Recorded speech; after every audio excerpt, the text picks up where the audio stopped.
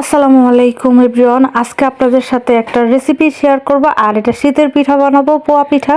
আর এটা হয়তো অলরেডি অনেকে বানিয়ে খেয়ে ফেলছেন, আর এবার শীতের মধ্যে আমাদের অনেকবার খাওয়া হয়েছে, বাট আপনাদের সাথে শেয়ার করা হয়নি। আমি যেই রেসিপিগুলো শেয়ার করি এটা খুব সহজে আপনি বানিয়ে ফেলতে পারেন। আর আমি আজকে পোয়া পিঠাটা খুবই সাধারণভাবে বানাবো। এভাবে পিঠা বানালে আপনি খুবই মজা হবে খেতে এবং খুবই সহজে বানিয়ে ফেলতে পারবেন। ফার্স্টে আমি চালের গুঁড়া নিয়েছি এবং সেটা ছিল সিদ্ধ চালের গুঁড়া। আপনি চাইলে আতপ চাল দিয়েও বানাতে পারেন। পোয়া পিঠাটা সফট রাখার জন্য আমি কিছু ময়দা এড করতেছি এর সাথে। আর আপনি চাইলে এর সাথে ময়দাটা দিতেও পারেন, না দিতেও পারেন, বাট আমি দেই পিঠাটা সফট রাখার জন্য। আর পরিমাণ মতো আপনি লবণ দিয়ে নেবেন। আমি পরিমাণ মতো লবণ দিয়ে নিচ্ছিলাম। আর আমি কিছু পানি গরমে দিয়ে রাখছি, যেটা হাফ বয়েল পানি, আমি এটা অ্যাড করব। পোয়া পিঠা ড্রো করার জন্য আমি এখানে হাফ বয়েল পানি ইউজ করব, এই জন্য আমি পানি অলরেডি বসিয়ে দিয়েছি। আর আমি আজকে শুধু চিনি দিয়ে পিঠাটা বানাবো, মানে পোয়া পিঠাটা শুধু চিনি দিয়ে বানানো হবে। আপনি চাইলে আখের গুড় বা খেজুরের গুঁড়ও অ্যাড করতে পারেন। তারপর আপনার টেস্ট অনুযায়ী আপনি মিষ্টিটা অ্যাড করবেন। বেশি খেলে বেশি মিষ্টি দেবেন, আর যদি কম খান তাহলে কম দেবেন। আর যেহেতু মিষ্টি পিঠা, মিষ্টি না হলে আমার কাছে ভালো লাগে না। দেন সবগুলো উপকরণ আমি একসাথে ভালো করে মিশিয়ে নিচ্ছিলাম। আর ওইদিকে আমি পানি তো বয়েলে বসিয়ে দিয়েছি, পানিটাও হয়ে গেছে। এখন পানি দিয়ে আমি ড্রোটা করে নিব।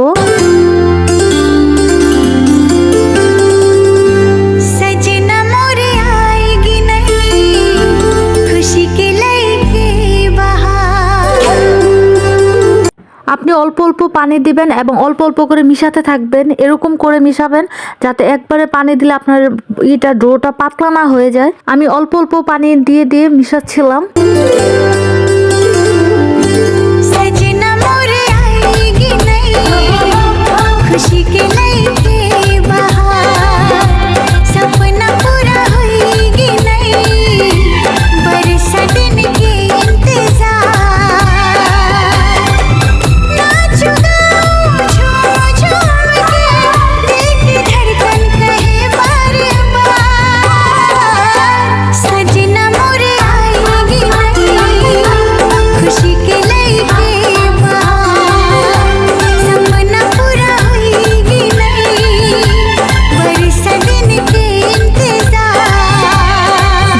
আমরা সরিষার তেল খাই এবং খাঁটি সরিষার তেল, এটা দিয়ে পিঠা বানাচ্ছি। আপনি চাইলে সয়াবিন তেল দিয়েও পিঠা বানাতে পারেন। আমাদের তো সরিষার তেল খেয়ে অভ্যাস হয়ে গেছে, তাই আমাদের কাছে তেমন একটা গন্ধ লাগে না।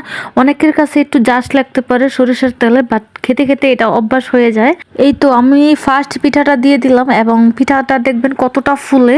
আপনিও বাসায় ট্রাই করবেন, অবশ্যই ভালো লাগবে এবং খুব সহজ। পিঠাটা খুব সহজে বানিয়ে ফেলতে পারবেন। কেউ তেলের পিঠা বলে, কেউ পোয়া পিঠা বলে। আর এই পিঠাটা আমার কোনো এক্সপিরিয়েন্স নাই বানানোর, আমি মার থেকে দেখে শিখছি। মা সব কিছু করে দিত, আমি শুধু পিঠাটা বানাতাম। আর এই ফার্স্ট আমি সব কিছু প্রথম থেকে একদম শেষ পর্যন্ত সব কিছু করতেছি নিজের হাতে। দেখেন পিঠাটা কতটা সফট হয়েছে এবং কতটা ফুলছে।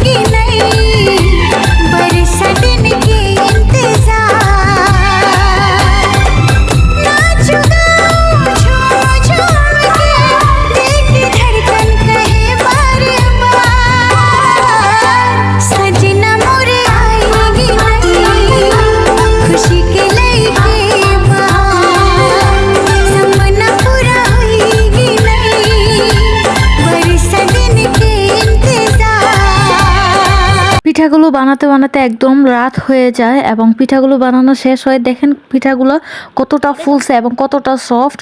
সবাই খেয়ে মজা পাইছে, আর আপনিও বাসায় ট্রাই করবেন।